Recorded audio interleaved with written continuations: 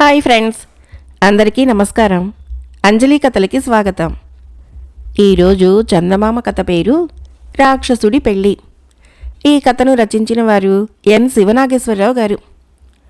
పూర్వము కోసల రాజ్యపు రాజధాని నగరంలో భైరవ శాస్త్రి అనే మంచి వాక్చాతుర్యం గల అతను ఉండేవాడు. అతడికి చదువంతగా అబ్బలేదు. అయినా తన చతుర సంభాషణతో నలుగురిని నవ్విస్తూ ఉండేవాడు. అతడి బావగారు రాజాస్థానంలోని పండితులలో ఒకడు.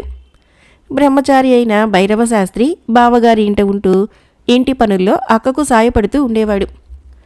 ఒకనాడు భైరవశాస్త్రి బావ భార్యతో, మన మహారాజు గారికి ఒక్కగానొక్క కుమార్తె స్వర్ణచంద్రికకు వివాహ ప్రయత్నాలు జరుగుతున్నాయి.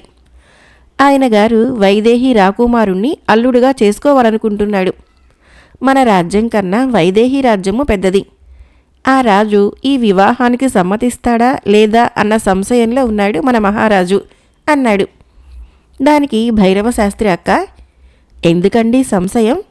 నా తమ్ముడు భైరవుణ్ణి పంపితే కాస్త చమత్కారము మరి కాస్త వాగ్దాటి ఉపయోగించి సూర్యాస్తమయం లోపల సంబంధం కుదుర్చుకొని రాగలడు అన్నది. అవునవును, నీ తమ్ముడు ఒక చదువు సందేలో తప్ప అన్నిటా సమర్థుడే అంటూ భైరవశాస్త్రి బావ పెద్దగా నవ్వాడు. అక్కడే ఉండి ఈ సంభాషణ విన్న భైరవశాస్త్రికి ఈ సంబంధం కుదిర్చి మహారాజు నుంచి ఏ అగ్రహారమో సంపాదించాలన్న ఆలోచన కలిగింది. ఆ మర్నాడే ఎవ్వరికీ చెప్పకుండా సూర్యోదయంతో పాటే వైదేహి రాజ్యానికి ఉత్సాహంగా బయలుదేరాడు. కోసల వైదేహి రాజ్యాల మధ్య ఒక కీకారణ్యం ఉన్నది. అందులో రాక్షసుడొకడున్నాడన్న భయంతో ప్రజలు కొంత చుట్టుదారి అయినా ఒక చిట్టడవి గుండా ప్రయాణం చేసి వైదేహికి పోతూ ఉండేవాళ్ళు. భైరవశాస్త్రి ఈ చుట్టుదారిన వైదేహికి బయలుదేరి మిట్ట మధ్యాహ్నం అయ్యేసరికి అడవిలోని కొలను చేరి నీళ్లు తాగి ఆయాసపడుతూ ఒక చెట్టు క్రింద కూర్చున్నాడు. క్రమంగా అతడికి కునుకు పట్టసాగింది. ఆ సమయంలో భూమి దద్దరిల్లేలా అడుగులు వేస్తూ ఒక ముసలి రాక్షసి అక్కడికి వచ్చి, భైరవకోన రాక్షసుల కొలను నీరంటే నువ్వెవడివి అని గద్దించింది. భైరవశాస్త్రి తత్తరపడుతూ లేచి నిలబడి చావు తప్పదని వణుకుతూనే, రాక్షసమ్మ, నా పేరు భైరవశాస్త్రి. భైరవకోన వారైనా తమరి ఆకలి తీర్చేటందుకు విధి నన్నిక్కడకు పంపించి ఉండాలి. పూర్వజన్మలో మనిద్దరివి ఒకే గోత్రమై ఉంటుంది. సగ్గోత్రుల మాంసము నిషిద్ధమని రాక్షస పండితవర్యులు కూడా ఒప్పుకున్న సత్యమే కదా అన్నాడు. ఆ మాటలకి ముసలి రాక్షసి విరగబడి నవ్వుతూ గట్టిగా చప్పట్లు చరిచింది. ఆ మరుక్షణము గుబురు చెట్ల చాటు నుంచి ఒక పడుచు రాక్షసి అక్కడికి వచ్చి భైరవశాస్త్రి కేసి పరీక్షగా చూసి తల్లితో, అమ్మా, నేను లోగడే చెప్పా కదా, మనం భైరవ కోనలో ఉన్నప్పుడు ఆ ముసలి బిల్లురాలి నుంచి నేర్చుకున్నది జంతువుల మాంసాలు వండటం. మనిషి మాంసం వండటం నాకు చేత కాదు అన్నది. రాక్షసి పడుచు జవాబుతో భైరవశాస్త్రికి ఒక ఉపాయం తోచింది. అతడు పడుచు రాక్షసి కేసి మెచ్చుకోలుగా చూస్తూ, రూపానికేం గాని నీ కూతురు అందచందాల్లో గంధర్వ కన్యలను సరితూగగలదు. పేరేమిటన్నావు? ఇంకా పెళ్లి కాలేదు కదా అన్నాడు, తనకు చావు తప్పవచ్చు అన్న ఆశతో. పేరు చతురసుందరి. ఆ పెళ్లి గొడవ వల్లే ఆ కోన వదిలాం. అక్కడ ఉన్న కుర్ర రాక్షస ముచ్చుగాళ్లందరూ చతురసుందరి నాదంటే నాదని దొమ్మి యుద్ధాలు ప్రారంభించారు. ఇలా అయితే భైరవ కోనలోని రాక్షస జాతి నశించిపోతుందని ఇటు పారిపోయి వచ్చాము అన్నది ముసలి రాక్షసి. భైరవశాస్త్రి ఆకాశం కేసి చేతులు జోడించి, ఆహా, విధిలీలలు తెలియతరమా అంటూ ఒక్క క్షణము కళ్ళు మూసుకొని తెరిచి, మన చతురసుందరికి తగిన వరుడు ఇక్కడికి ఆమడ దూరంలో ఉన్న కీకారణ్యంలో ఉన్నాడు. నువ్వు సరేనంటే అతడి చేత సరేననిపిస్తాను అన్నాడు. ఆ మాటలకి ముసలి రాక్షసి ఆనందపడుతూ, అరే ఒరే నరమనిషి, నువ్వెంత మంచివాడివి, ఈ పెళ్లి కుదిర్చావంటే నీకు వెలలేని మణిమాణిక్యాలిస్తాను అన్నది.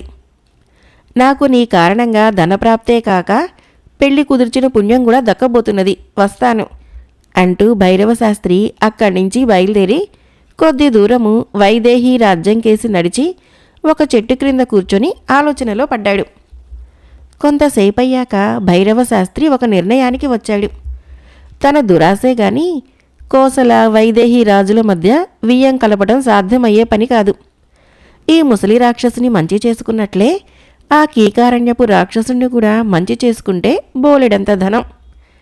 అతడు అక్కడి నుంచి లేచి వేగంగా నడిచి కీకారణ్యంలోకి ప్రవేశించాడు. అక్కడుండే రాక్షసుడి గుహ తెలుసుకోవటము భైరవ శాస్త్రికి ఏమంత కష్టం కాలేదు. ఒకచోట జంతువుల కళేబరాలు, అస్థిపంజరాలు కుప్పలు కుప్పలుగా పడి ఉన్నాయి. ఆ దాపునే పెద్ద గుహ ఉన్నది. భైరవ శాస్త్రి తన ఇష్టదైవాన్ని ఒకసారి స్మరించుకొని నిబ్బరంగా గుహ ముందుకు పోయాడు. రాక్షసుడు గురకపెట్టి నిద్రపోతున్నాడు. భైరవ శాస్త్రి పెద్ద గొంతుతో, రాక్షస ప్రభు, నేను భైరవ శాస్త్రిని, తమకు మేలు చేయటానికి వచ్చాను అన్నాడు. ఆ వెంటనే రాక్షసుడు కళ్ళు తెరిచి లేచి కూర్చొని, నా అంత రాక్షసుణ్ణి కేకవేసి నిద్రలేపే నీ సాహసాన్ని మెచ్చాను. ఇందుకుగాను గుహమూల ఉన్న రత్నరాశుల్ని నీకివ్వాలని ఉన్నది. కానీ ఏం లాభం? వాటిని అనుభవించటానికి 1 గంట తర్వాత నువ్వు ఈ లోకంలో ఉండవు అన్నాడు. ఆ మాటలు భైరవ శాస్త్రికి భయం కలిగించినా అది బయటపడకుండా, రాక్షస ప్రభువులు మెచ్చుకోలుకు చాలా కృతజ్ఞుణ్ణి, మేలు చేయవచ్చిన వాడికి కీడు చేయకూడదన్నది రాక్షస సంప్రదాయం కదా, ఇంకా నిద్ర నుంచి బాగా తేరుకోని కారణంగా ఆ సంగతి తమ స్పృహకు ఇంకా అంది ఉండదు అన్నాడు. ఆ మాటలకి రాక్షసుడు పెద్దగా నవ్వి, ఆహా, ఏమిరా నీ మాటకారితనము? భైరవా, సరే, ప్రాణాలకు తెగించి ఇంత దూరం వచ్చావు, ఆ మేలేమిటో చెప్పు అన్నాడు. తమరు పెళ్లాడేటందుకు వధువును సిద్ధపరిచి వచ్చాను అన్నాడు భైరవ శాస్త్రి చిన్నగా నవ్వి. పెళ్ళా? వధువా? నిజమా వేళాకోళమా? ఈ గంటాకంఠుడి జాతకంలో ఆ యోగం లేదనుకున్నానే అంటూ ఆశ్చర్యపోయాడు రాక్షసుడు. ఘంటాకంఠ ప్రభు, జాతకాలు కూడా సమయ సందర్భాల ప్రభావం వలన మారుతూ ఉండటం అనేది కేవలము అశాస్త్రీయం కాదు. ఇంతకు నేను వచ్చిన పని ఇది అంటూ భైరవ శాస్త్రి ముసలి రాక్షసు గురించి, ఆమె కూతురు చతురసుందరి గురించి గొప్పగా చెప్పాడు. ఇది విన్న రాక్షసుడు సంతోషంతో ఉక్కిరిబిక్కిరైపోయి, ఓహో, పద పద, నా భుజాలెక్కి కూర్చో, ఆ చిట్టడివికి తొందరగా చేరవచ్చు అంటూ భైరవ శాస్త్రిని వేగిరపెట్టాడు. భైరవ శాస్త్రి గుహమూల మెరుస్తూ ఉన్న రత్నాలకేసి ఆబగా చూస్తూ, రాక్షస ప్రభు, ఈ మధ్య మనుషులు ధన విత్తాదుల కోసము ఎంతటి సాహసమైనా చేస్తున్నారు. జాగ్రత్త కోసము ఆ రత్నాలని మూటగట్టి వెంట తెమ్మని సెలవా అని అడిగాడు. రాక్షసుడి గుహకి దొంగలు రావటమా? తెలివిమంతుడివిరా భైరవా, ఆ రత్నాలని వెంట తేవటం కాదు, ఆ పెళ్ళేదో అయ్యాక వెంట తీసుకొనిపో అన్నాడు రాక్షసుడు గుహ ప్రతిధ్వనించేలా నవ్వుతూ. భైరవ శాస్త్రి పైపంచలో రత్నాలని మూటగట్టి రాక్షసుడి భుజాలెక్కాడు. చీకటి పడబోతూ ఉండగా ఇద్దరూ చిట్టడవిలో ముసలి రాక్షసి కూతురు ఉన్న ప్రాంతం చేరారు. అంత దూరాన ఘంటాకంఠుణ్ణి చూస్తూనే ముసలి రాక్షసి కూతురు చతురసుందరి తల్లితో, పెళ్లి కొడుకు చీకటి పడకముందు రావటం మంచిదైంది, లేకపోతే అతడి రూపాన్ని గుర్తించడము సాధ్యపడేది కాదు అన్నది సిగ్గుతో మెలికలు తిరిగిపోతూ. ఇందుకు ముసలి రాక్షసి పొట్ట చెక్కలయ్యేలా నవ్వి, కారు నలుపనా నువ్వనేది? మనం ఎక్కువగా వేటాడేది రాత్రి వేళల్లో కదా, తెల్ల రాక్షసుడెవడైనా ఉంటే వాడు వేట దొరక్క మాడిపోతాడు అన్నది. అంతలో అక్కడికి రాక్షసుడు భైరవ శాస్త్రి వచ్చారు.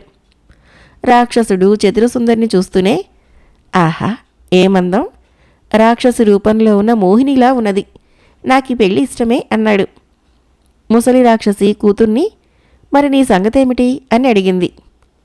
భర్త ఇష్టమే కదా భార్య ఇష్టము అంటూ చతురసుందరి 2 అడుగులు వెనక్కి వేసింది. ముసలి రాక్షసి కూతురు చేయి పట్టుకొని తీసుకొని వచ్చి ఘంటాకంఠుడి ముందు నిలిపి ఇద్దరి చేతులు కలిపింది. కరగ్రహణం జరిగింది, పెళ్లి జరిగిపోయినట్టే అంటూ భైరవ శాస్త్రి చప్పట్లు చెరిచి ముసలి రాక్షసితో, రాక్షసమ్మ, నాకిస్తానన్న బహుమానం మరవలేదు కదా అన్నాడు. మరవటమా అంటూ ముసలి రాక్షసి మణిమాణిక్యాలున్న మూటని తెచ్చి భైరవ శాస్త్రికి ఇచ్చింది. రాక్షసుడి ఇచ్చిన రత్నాల మూటని ఒక భుజానికి, రాక్షసి ఇచ్చిన మణిమాణిక్యాల మూటని 2వ భుజానికి వేళ్లాడేసుకుని భైరవ శాస్త్రి వాళ్లకు చేతులు జోడించి నమస్కరించి తలెత్తి ఆకాశం కేసి చూసి రాక్షసుడితో, రాక్షస ప్రభు, మీరిప్పుడు ఒంటరివారు కాదు, సకుటుంబీకులు. రాజద్రోహమని ఎరిగి మీకొక రహస్యం చెబుతున్నాను. తన రాజ్యపు అరణ్యంలో చేరి జంతువులనే కాక రాజ్య పౌరుల్ని కూడా విచ్చలవిడిగా చంపి తినేస్తున్న మీ మీదకి మా మహారాజు గారు పెద్ద సైన్యంతో దాడి చేయనున్నారు. కనుక ఈరోజు అర్ధరాత్రి వేళ ముగ్గురు రాజ్యం విడిచి భైరవ కోనకి కాకపోతే శార్దూల లోయకు ప్రయాణించడం మేలైతుంది అన్నాడు. ఆ వెంటనే ఘంటాకంఠుడు పెద్దగా హూంకరించి కాళ్లతో గట్టిగా నేలను తాటిస్తూ, మానవ మాతృలను వెరచి నేను నా గుహను వదిలి పారిపోవటమా ఛీ అన్నాడు. అప్పుడు భైరవశాస్త్రి వినయంగా, రాక్షస ప్రభు, తమరు పారిపోవటం లేదు. కుటుంబం పెరిగింది కనుక ఇరకాటంగా ఉన్న గుహను విడిచి కాస్త సౌకర్యంగా ఉండే గుహ కోసము కోసల రాజ్య సరిహద్దులు దాటి ప్రయాణం చేయబోతున్నారు. అంతే కదా రాక్షసమ్మ అంటూ ముసలి రాక్షసి కేసి చూశాడు. వెంటనే ముసలి రాక్షసి, భైరవం సలహా బాగుంది కదలండి అంటూ అక్కడి నుంచి బయలుదేరింది. ఆ వెనగ్గా కూతురు తల వంచుకొని భార్య వెనక రాక్షసుడు కదిలారు. భైరవశాస్త్రి భుజాల నుంచి వేలాడుతున్న ధనపు సంచుల బరువుకు ఆయాసపడుతూ, దారిద్ర్య భారమే కాదు, ఒక్కొక్కసారి ధనభారం కూడా ఆయాస పెడుతుంది అని నవ్వుకుంటూ ఇంటి దారి పట్టాడు. మరొక కథ. ఈ బేతాళ కథ పేరు గురుదక్షిణ. పట్టు వదలని విక్రమార్కుడు చెట్టు వద్దకు తిరిగి వెళ్ళి చెట్టుపై నుంచి శవాన్ని దించి భుజాన వేసుకుని ఎప్పటిలాగే మౌనంగా శ్మశానం కేసి నడవసాగాడు. అప్పుడు శవంలోని బేతాళుడు, రాజా, ఈ అర్ధరాత్రి వేళ శయనాగారంలోని హంసతూలికా తల్పం మీద సుఖనిద్రలో ఉండవలసిన నువ్వు విషసర్పాలు, గూబలు, భూత ప్రేతాలు తిరిగే ఈ శ్మశానంలో ఇన్ని శ్రమలను ఎలా ఓర్చగలుగుతున్నావో అర్థం కావటం లేదు. ప్రాణమిత్రుడు, సాటిరాజు, విద్య నేర్పిన గురువు ఇలాంటి వారిలో ఎవరైనా నీ ద్వారా తమ స్వకార్యం సాధించుకో చూస్తున్నారేమో తెలియదు. ప్రాణమిత్రుడు, సాటిరాజు కోసమైతే ఇంత పట్టుదల వహించడాన్ని తప్పు పట్టలేము. కానీ విద్యాబోధ చేసిన గురువు కోసమైతే మాత్రము నువ్వు మరొకసారి సందర్భాలని గురించి ఆలోచించటం వివేకమనిపించుకుంటుంది. ఎందువలనంటే విద్య బోధించిన గురువుకు ప్రతి శిష్యుడు విద్య పూర్తిగానే గురుదక్షిణ సమర్పిస్తాడు. ఆ తర్వాత గురువు ఏదైనా కోరటము, శిష్యుడు దానికోసము శ్రమించటము వివేకమనిపించుకోదు. అంతేకాక కొందరు బోధకులు అసూయాపరులు, మత్సరమతులు. ఇందుకు ఉదాహరణగా ఉపాసకుడు అనే గురువు కథ చెబుతాను, శ్రమ తెలియకుండా విను అంటూ ఇలా చెప్పసాగాడు.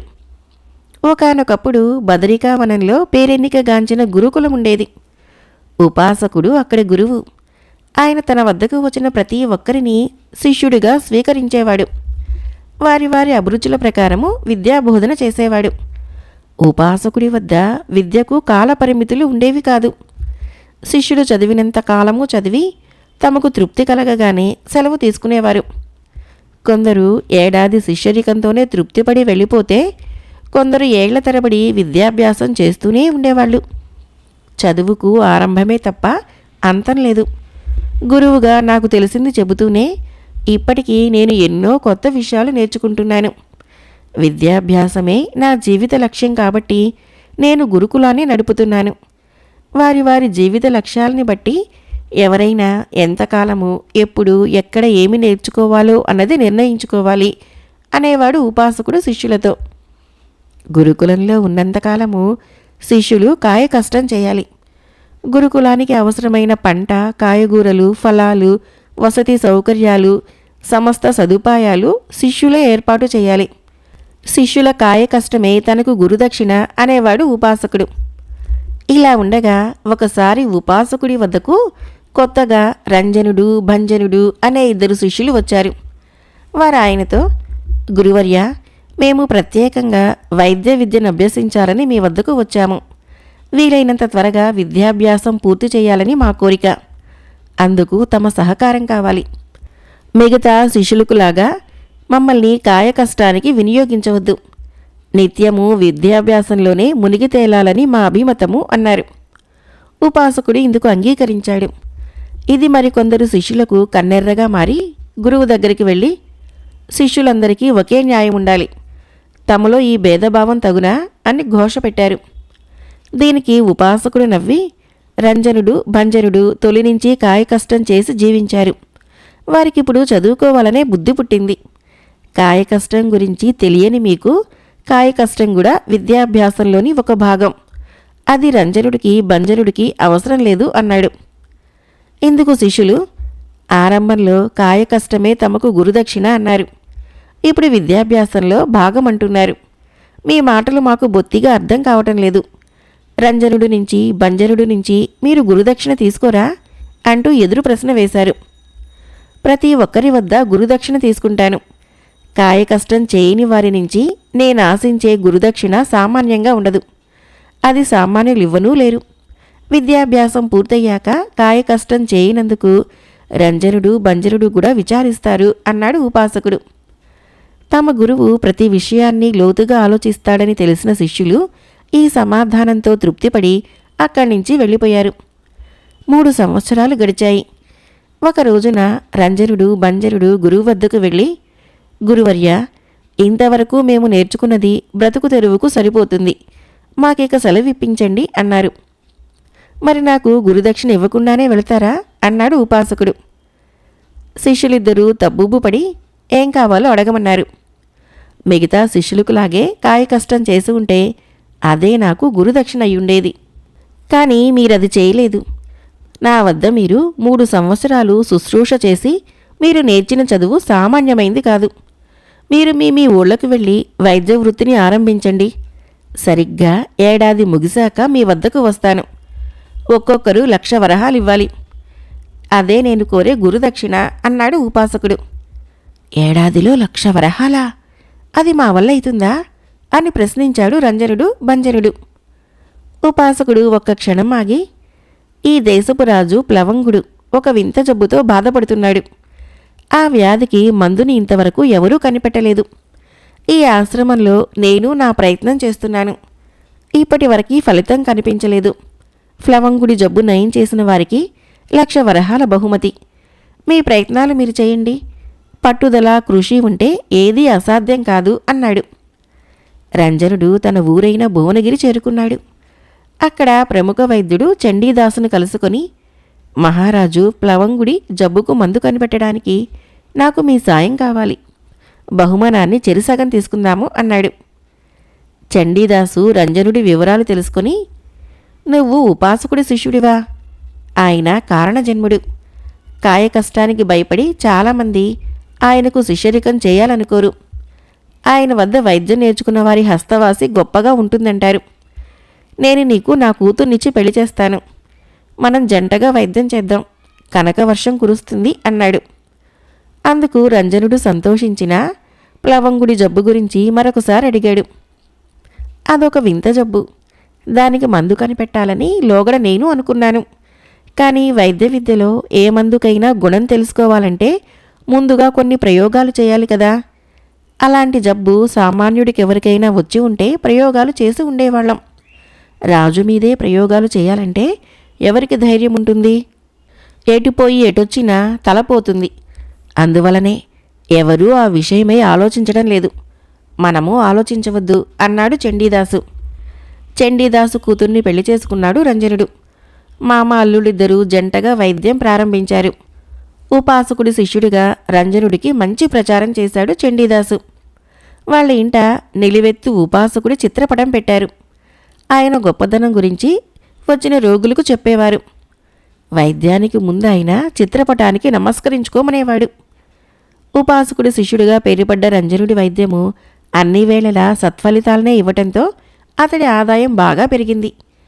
6 మాసాలు తిరగకుండానే అతడు 1,00,000 వరహాలు కూడబెట్టగలిగినాడు. ఈలోగా బంజనుడు తన నగరమైన పవనగిరి చేరుకున్నాడు.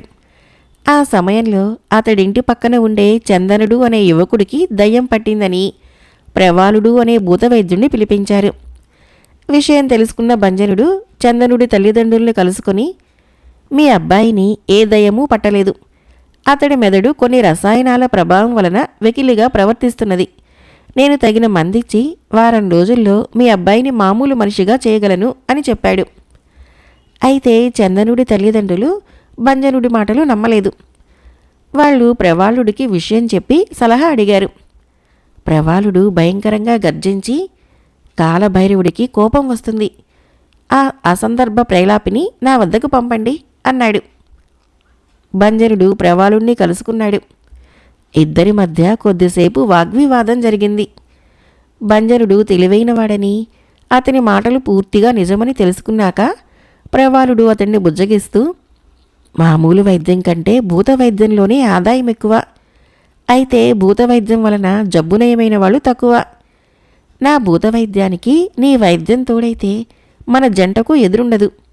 నేను నీకు నా కూతుర్నిచ్చి పెళ్లి చేస్తాను. మనం కలిసికట్టుగా వైద్యం చేద్దాము అన్నాడు. ఈ ఉపాయము బంజనుడికి నచ్చింది. అతడు ప్రవాళుడి గొప్పతనాన్ని అంగీకరించి అతనికి శిష్యుడయ్యాడు. వారం రోజుల్లో చందనుడు మామూలు మనిషి కావటంతో ప్రజల్లో ఆ గురు శిష్యుల పట్ల నమ్మకం పెరిగింది. ఇలా మామ అల్లులయ్యాక ప్రవాళుడు బంజరుడు ఎవరికి జబ్బు చేసినా వారది గాలిదోషమనేవారు. పూజకని డబ్బు దండిగా వసూలు చేసేవారు. ప్రసాదం పేరిట బంజరుడిచ్చే మందులు అద్భుతంగా పనిచేసి రోగాలు చేత్తో తీసేసినట్లు మాయమయ్యేవి. అందువలన ప్రజల్లో రోజురోజుకి వారి మీద నమ్మకము విపరీతంగా పెరిగిపోయింది. ఈ విధంగా 6 మాసాల్లో 2 లక్షలు కూడబెట్టాడు బంజరుడు. అయితే అతడు ఎక్కడా తను ఉపాసకుడి శిష్యుడినన్న విషయము బయటికి పొక్కనివ్వలేదు. ఉపాసకుడి పేరు బయటపెడితే ప్రవాళుడి బండారము బయటపడుతుంది. ఉపాసకుడికంత పేరుంది మరి. అంతేకాదు, బంజరుడు ఉపాసకుడికి గురుదక్షిణ ఇచ్చే ఉద్దేశంలో కూడా లేడు. డబ్బు ఎగవేయాలన్న దురుద్దేశం కంటే తమ గురు శిష్య సంబంధము బయటపడకూడదనేదే అతని భావం. అయితే బంజనుడి సంపాదన బాగానే ఉంది, కానీ పవనగిరిలో అతడికి మంచి పేరు లేదు. అతడొక మాంత్రికుడని, భూత ప్రేతాలని ప్రేరేపించి సామాన్యులను ఇబ్బందికి గురిచేసి ఆ తర్వాత వారి నుంచి డబ్బు బాగా గుంజి ఆ ఇబ్బందులు తొలగిస్తున్నాడని చాలామంది అనుకునేవారు. అయితే అతడి గురించి వ్యతిరేకంగా మాట్లాడితే ఏ ప్రమాదం ముంచుకొస్తుందో అని భయపడేవారు. కొంతలో కొంత ధనికులు పర్వాలేదు, కానీ సామాన్యులు అతడి దోపిడీకి తట్టుకోలేక శాపనార్థాలు పెట్టుకునేవారు. ఎవరికీ గత్యంతరం లేకపోవటం వలన బంజరుడు ఆదాయం మాత్రము పెరుగుతూనే ఉన్నది. ఏడాది గడిచాక ఉపాసకుడు శిష్యులిద్దరికీ తాను వస్తున్నట్లు కబురు చేశాడు. ఆయన ముందుగా పవనగిరి వెళ్ళి బంజరుడు గురించి విచారిస్తే అతడి భూతవైద్యం గురించి, మితిమీరిన ధనాస గురించి తెలియవచ్చింది. ఇంటికి వెళితే బంజరుడు ఇంట్లోనే ఉండి లేనని చెప్పించాడు. అతడి మామ ప్రవాళుడు ఉపాసకుడి గురించి తన అల్లుడు ఏనాడు చెప్పలేదన్నాడు. నేను బంజరుడి గురువుని. అతడి నుంచి నాకు నేను ఆశించిన దానికంటే మంచి గురుదక్షిణ అందింది. ఎంతో సంతోషించానని చెప్పు అని ఉపాసకుడు అక్కడి నుంచి భువనగిరి వెళ్ళాడు. రంజనుడు ఆయనకి 1,00,000 వరహాలు గురుదక్షిణ పేరిట ఇవ్వబోతే ఉపాసకుడు తలడ్డంగా ఊపి, వైద్య వృత్తిలో ఇంత తక్కువ వ్యవధిలో ఇంత డబ్బు సంపాదించడం అసహాయులైన రోగులను దోపిడీ చేయటం వల్లనే వీలైతుంది. ఈ డబ్బు నేను తీసుకోను. వైద్యుడికి సేవాధర్మం ఉంది, అది నువ్వు గుర్తించలేదు. ఎప్పటికైనా నువ్వు గౌరవప్రదమైన గురుదక్షిణ ఇవ్వగల స్థాయికి ఎదుగుతావని ఆశిస్తున్నాను. నీకు మరొక విషయం చెబుతున్నాను. నా శిష్యులిద్దరి జీవిత మార్గాలు చాలా నెలల క్రితమే తెలుసుకున్న నేను 6 నెలల క్రిందట రాజు ప్లవంగుడి జబ్బును నయం చేశాను. 1,00,000 వరహాలు సంపాదించడానికి నీకు ఆ మార్గం మిగలలేదు అని అక్కడి నుంచి గురుకులానికి తిరిగి వెళ్ళాడు. బేతాళుడు ఈ కథను చెప్పి, రాజా, లోకంలో అసూయ మాశ్చర్యాలకు బానిసలైన వారి ప్రవర్తన ఒక్కొక్కసారి చిత్రాతి చిత్రంగా ఉంటుంది. తన వద్ద 3 సంవత్సరాల పాటు వైద్య విద్య నేర్చి దాన్ని భూత వైద్యానికి అంటుగా కట్టి గురువుగా తన పేరైన 10 మందికి చెప్పని బంజనుడి నుంచి తను ఆశించిన దానికంటే మంచి గురుదక్షిణ అందింది అన్నాడు ఉపాసకుడు. అదే ఉపాసకుడు తన చిత్రపటానికి పూజ చేస్తూ 10 మందికి తాను ఉపాసకుడి శిష్యుణ్ణి అని చెప్పుకుంటున్న రంజనుడు ఇస్తానన్న 1,00,000 వరహాల గురుదక్షిణను నిరాకరించడమే కాకుండా అతడు అసహాయులైన రోగులను దోపిడీ చేస్తున్నాడన్న అపవాదు కూడా వేశాడు. బంజరుడి పట్ల సంతృప్తి, రంజనుడి పట్ల అసంతృప్తి కనపరిచిన ఉపాసకుడి ప్రవర్తనని ఏమనాలి? ఈ సందేహానికి సమాధానం తెలిసి కూడా చెప్పలేకపోయావో నీ తల పగిలిపోతుంది అన్నాడు. దానికి విక్రమార్కుడు, ఉపాసకుడికి ఏమాత్రమూ ధనాశ లేదు. అతడు తన శిష్యులలో సేవాధర్మాన్ని చూడాలనుకున్నాడు. కానీ రంజనుడు రాజు ప్లవంగుడి వింత వ్యాధికి మందు కనిపెట్టాలన్న సంగతే మరిచి రోగుల నుంచి సాధ్యమైనంతగా డబ్బు గుంజుతున్నాడు. అలా కాకుంటే ఏడాదిలో 1,00,000 వరహాలు గడించడము సాధ్యపడదు. వైద్యుడైన వాడు నయం కాని మొండి జబ్బులకు, కొత్త వాటికి మందులు కనిపెట్టి ప్రతిభాశాలి అయిన వైద్యుడు అనిపించుకొని సన్మానాల ద్వారా, సత్కారాల ద్వారా ధనం గడించాలి. అంతేకాక వచ్చిన ప్రతి రోగి నుంచి వీలు పడినంత పెద్ద మొత్తం డబ్బులు వసూలు చేసి కూడబెట్టడము వైద్య వృత్తికే కళంకం. అందుకే ఉపాసకుడు రంజనుడితో గౌరవప్రదమైన గురిదక్షిణ ఇవ్వగల స్థాయికి ఎదగగలవని ఆశిస్తున్నాను అన్నాడు. ఇక భంజనుడి విషయానికి వస్తే అతడు దుష్టుడు. ఎంతో పవిత్రమైన వైద్య వృత్తిని అతడు భూత వైద్యానికి కుదువ పెట్టాడు.